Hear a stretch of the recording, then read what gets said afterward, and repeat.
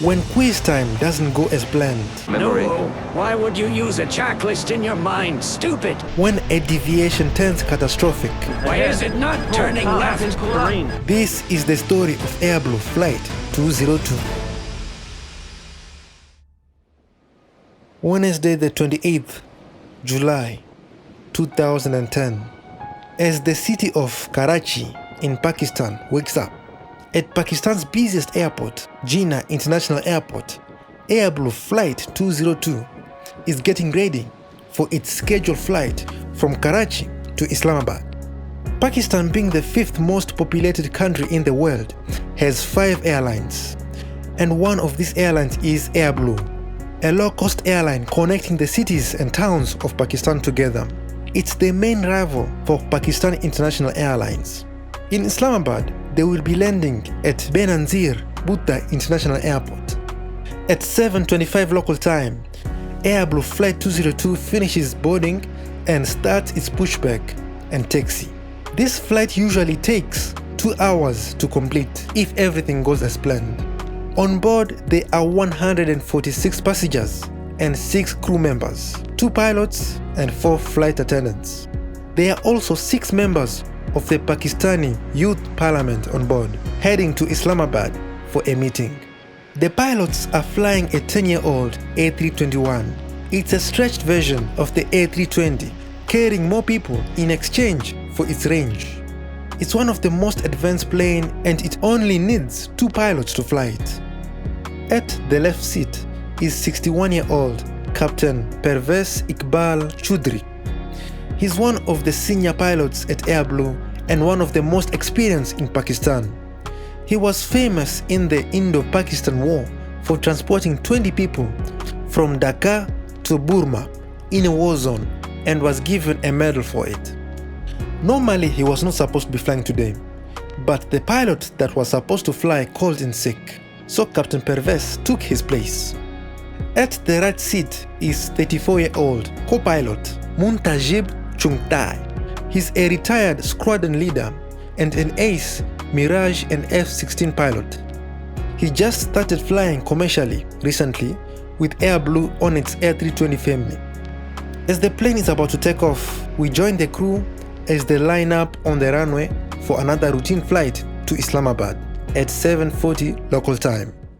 Please don't forget to click the subscribe button. It will really mean a lot.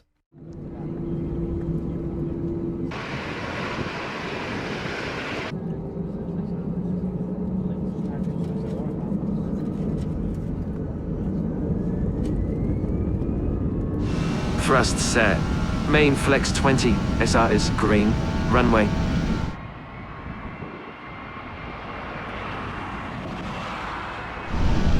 Route 1. Rotate.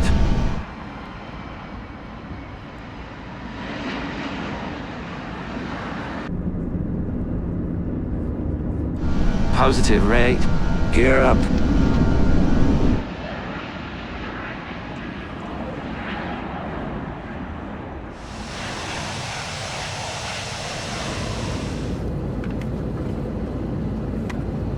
So how many hours do you have now? About 1800 hours there.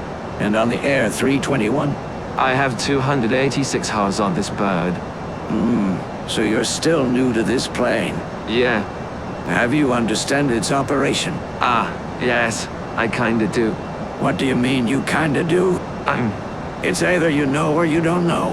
What will you do if one of the FAC goes off? I would try to restart. Wrong. Are you an idiot? You would first follow the ICAM action.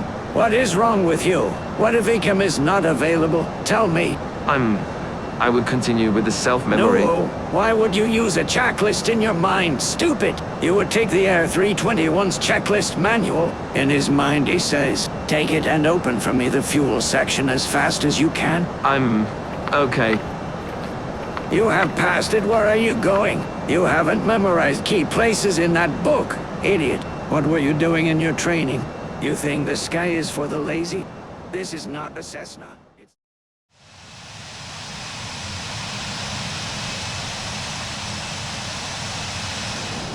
Let's listen to the weather. Put on the ADAS on channel 2. Yes, Captain. Frequency 129.6.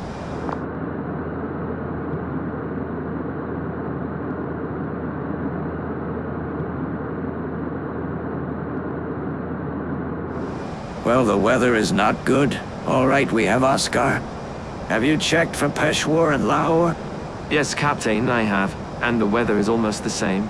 So the visibility is still at 10 miles and winds at 10 knots? No, Captain, that is for Karachi. Oh? The one for Islamabad is visibility 1.89 miles. Wind 60 knots at 50 degrees. Still the same. Ask the controller if they are doing what approach at Islamabad. Center Air Blue 202. What is the current approach in use at Islamabad? Right now they are doing visual circling approach for runway 12. We reduce visibility and low clouds. Copy. Thank you. Okay, fine then. I will fly it in nav mode. Put for me 4 place bearing distance waypoints, okay? Yes, Captain.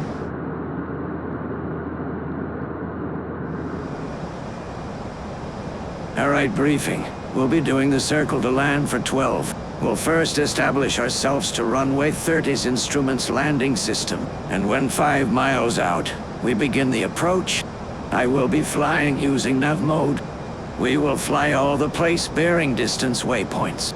In case we go around, we will go as established. Any questions? No questions, Captain. Good. Request descent. Center Air Blue 202. Request descent. Cleared to flight level 100, Air Blue 202. Flight level 100, Air Blue 202. Good.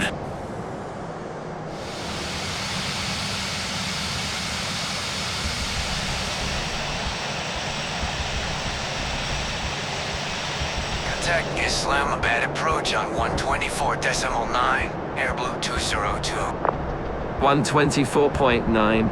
Thank you. Approach Air Blue 202 with you. Roger, Air Blue 202. Descent to 4,300 feet. 4,300 feet. Copy.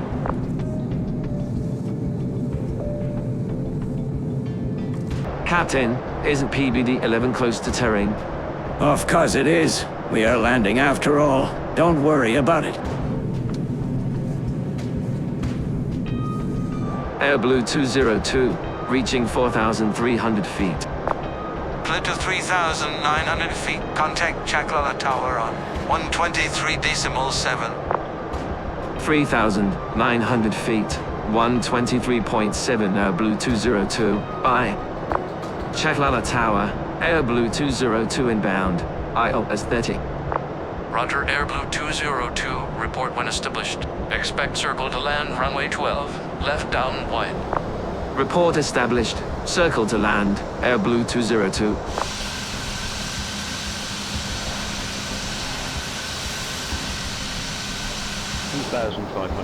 Autopilot 2 on. Lights on. Flaps 2. Landing gear down. Flaps 2.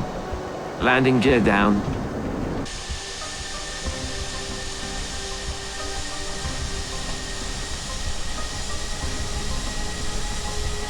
Tower, Air Blue 202, established on Iola's runway 30. Report airport in sight. Report airport in sight, 202. Pakistan Airlines 551. Winds 50 degrees, 16 knots. Clear to land 12. Clear to land Pakistan 551. All right then. We'll stop descent at 2,000 feet. Captain, minimum is 2,510 feet. Fine. 2,500 feet set. 2,500 feet. Heading mode on. Check. Pakistan 551 vacating runway 12. Contact ground on 121.8. Pakistan 551. 121.8. Bye. Let's make sure that we land. Yes, Captain. Do you see the airport? Negative, Captain. Right there. Airport in sight. Airport in sight, Air Blue 202. I too have you in sight. Cleared for left circuit. Report when established on left downwind. Report when established, 202. Okay, turning right.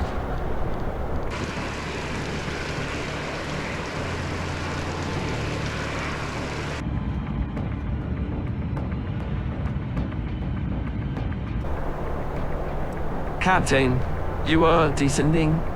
Yes.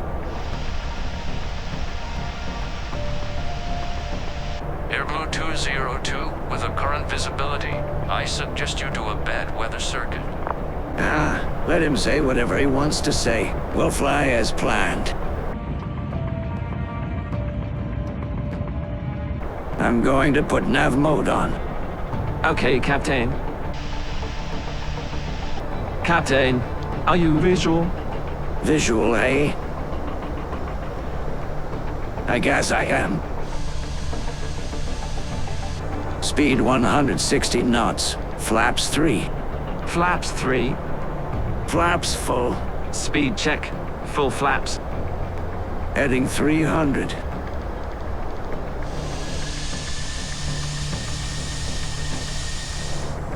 Nav mode on. Airblue 202, turn left immediately. Oh? You are 1 mile from no-fly zone. Turn left immediately.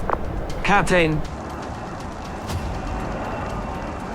Airblue 202, turn left immediately. Terrain ahead. Oh? Captain, we're reaching high ground. Terrain ahead, Captain. To left. I know. Don't you think I know? Do you have visual with airport? Airblue 202. What should I tell him, Captain? Wait! Repeat. Do you have visual with airport? Yes, we are visual with the ground. Airblue 202. Captain, terrain ahead, terrain ahead. Yes, I know. We are turning Terrain left. ahead. Holy cow.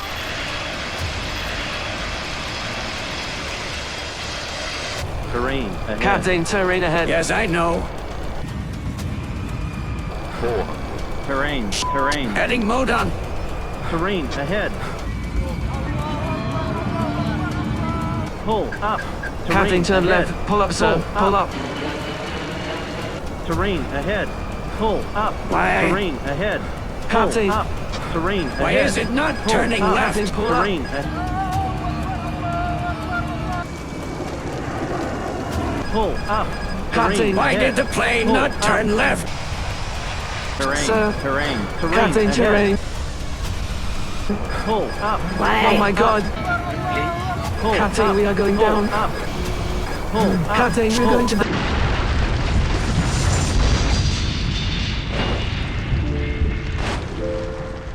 At 1:49 local time, Airblue Flight 202 slams into Margala Hills and explodes, 17 kilometers from the airport, killing all the 152 people on board. It's the deadliest air accident to occur in Pakistan till today. It's also the first fatal air crash involving the Airbus A320. After the crash, the Pakistani government declared that the 29th, the day after the crash, to be a national day of mourning. After 3 days of searching, the 2 black boxes were found and were sent to be analyzed. So why did this plane crash? To know that, we need to look at the chain of events. And to know the chain of events, we first need to know the factors that contributed to this crash. There are 2 factors that made this crash unavoidable. 1, the weather. 2, human error. The weather at Islamabad was not perfect. With low visibility, plus rain, plus low clouds, the conditions for landing were almost reaching their limits. It was so bad that 2 flights before the crash and after the crash deviated to their alternate destination. But no matter the condition of the weather, it is still the pilots who make the final decision to land, bringing us to factor number 2. From the beginning of the flight till the end of the flight, the captain's behavior was bad and unacceptable, bringing in the cockpit a domineering and uneasy atmosphere, making the co-pilot not question any of the captain's action.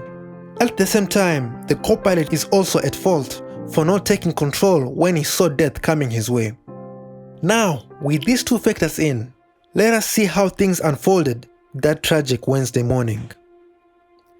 At 8:50 local time, cruising at 33,000 feet and 155 nautical miles away from Islamabad airport, the crew listened to the weather. After hearing and receiving the weather information for Islamabad, the crew knew that the only approach they could do was a visual left-hand circling approach for runway 12. To do that, they would first establish themselves to runway 30's instrument landing system and then descend to the minimum altitude, which was 2,500 feet. Then, after seeing the airport, they will turn right for 30 seconds and then fly parallel to the runway, keeping the airport in their sight at all times. And then after crossing the threshold of runway 12, they will continue a little bit further and then turn left to line up for runway 12 and then land. This procedure is flown manually, but the captain didn't want that. He wanted the autopilot to fly the procedure in nav mode, so he told the co-pilot to put 4 unauthorized waypoints in the plane's computer for the plane to fly over. The problem here was that one of these waypoints, PBD-11, was very close to terrain, but the captain didn't worry about it. At 9:00 local time, as they were on descent to Islamabad, the co-pilot questioned the captain to reconsider removing PBD-11, but the captain brushed it and told him not to worry about it. At 9:36 local time, the plane was fully established on runway 30's instrument landing system and had reached 2,500 feet, which was the minimum altitude for the procedure. At 2,500 feet, the pilots were now waiting to see the airport so that they may begin the visual circling approach. But because of the deteriorating weather, the visibility was so low that they passed the point where they were supposed to start the visual circling approach. They cannot begin the approach without having the airport in sight. At 9:37 local time, the pilots finally saw the airport and were granted by the air traffic control to start the visual circling approach. The plane started turning right to begin the approach in heading mode instead of nav mode.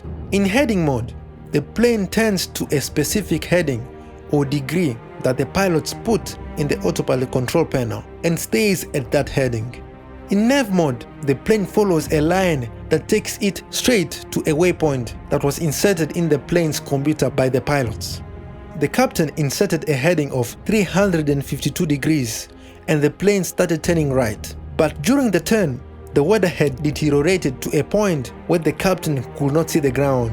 Normally, the captain should have gone around and aborted the approach at this point, but he broke one of the most important rules in aviation. He went below the minimum altitude. He descended to 2,300 feet, putting his plane at 800 feet above ground. At a heading of 352 degrees and at an altitude of 2,300 feet, the plane was heading to the PBD-10 waypoint. The air traffic control was not aware that the captain wanted to fly to 4 unauthorized waypoints.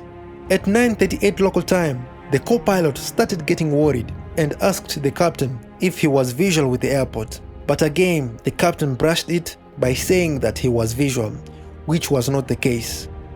At 9:39 local time, the plane was close to the PBD-10 waypoint, so the captain inserted a heading of 300 degrees in the autopilot control. And then seconds later, he finally activated nav mode, which started turning the plane to fly directly to the PBD-11 waypoint. But unknown to the pilots, the approach controller was shocked to see Airblue 202 heading to the city center of Islamabad, which was a no-fly zone. After knowing this, the tower controller told the captain twice that they were reaching a no-fly zone and told them to turn left immediately. At the same time, the first terrain ahead warning was activated, catching the pilots off guard. The two pilots started panicking and started shouting at each other. At 9:40 local time, after multiple cries from the co-pilot and air traffic control telling the captain to turn left, the captain finally decided to turn left and started turning the heading knob to the left. But he made one crucial mistake. After the pilot finds the heading that he wants to turn to, he has to pull the knob for the plane to start turning to that heading. Unfortunately, as the captain was turning the knob, he forgot to pull the knob, and the plane did nothing and stayed on nav mode, which was taking the plane directly to the Margala hills. In his frustration and confusion, the captain continued to turn the heading knob to the left without stopping. When it had reached a heading of 86 degrees, the captain finally realized that he had to pull the knob for the plane to turn, but he did not see that the selected heading was 86 degrees, which would make the plane turn to the right. When he pulled the knob, the plane started turning right, which confused the captain even more. At the same time, the terrain ahead pull-up warning activated until impact. The captain finally decided to go around, but instead of putting full power, he put the engine levers to climb power, and the plane continued to turn to the right. As the enhanced ground proximity warning system and the co-pilot continued to shout at the captain to pull up, the captain returned the engine levers to speed mode and disengaged the autopilot and started pulling the joystick back and to the left. His control inputs made the plane climb and turn to the left at the same time. At 9:41 local time, the plane reached its max left bank of 40 degrees and an altitude of 3,010 feet. But after reaching 3,000 feet, the captain for some reason started pushing the joystick forward, which made the plane descend, and as the engines were in speed mode, they also spooled down, making the plane descend even more. Before impact, the captain started pulling up, but it was already too late as they slammed into Margala Hills. It was a classic case of controlled flight into terrain. It's really shocking seeing the captain with all those hours and experience do what he did in this accident. He was highly respected in Pakistan's aviation industry, but his actions during the whole flight was questionable. They said the captain was fit to fly that day, but his actions showed that something was not right. If the co-pilot had taken over the control, then this could not have happened, but he was still feeling oppressed by the captain's attitude and failed to take control. This crash was not caused by pilot error, but it was caused by human error. After the crash, Airblue paid 1 million Indian rupee, which is equivalent to 13,000 US dollars, to every victim's family, while the Pakistani government gave 5,000 Indian rupee, which is equivalent to 6,500 US dollar. A memorial was constructed in the memory of Airblue Flight 202. May they rest in peace. Thanks for watching. If you liked it, please click on the like and subscribe button. It will really mean a lot. Thanks for watching. See you on the next one. Bye.